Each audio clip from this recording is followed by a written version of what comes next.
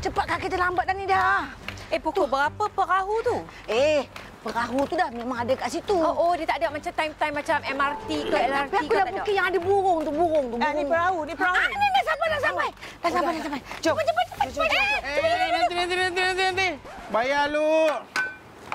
Oh, mau fee aja. Pasal biasa kita dapat free je. Masuk jamban pun kena bayar 20 sen.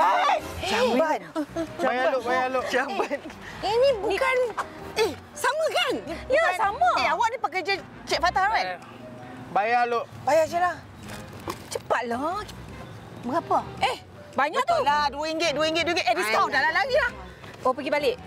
Burung sama. Sama. Burung sama. Sama burung sama. Burung sama. Mak kilau ke? Apa ni? Selamat datang ke Kuching Sarawak. Baik. Pak Tambang ini. Ya.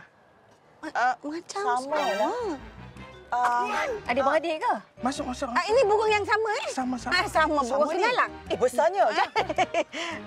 Bukan main seronok. Enjoy naik sampan ni.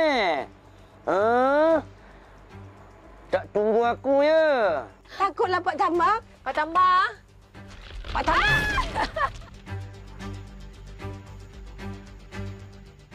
Apa? Slow sangat ni. Apa ambil macam ni?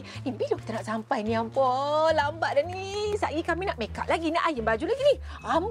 Rambut dia dah macam mop ni 3 jam ni. Tak apa. Kau tunggu. Siap kau.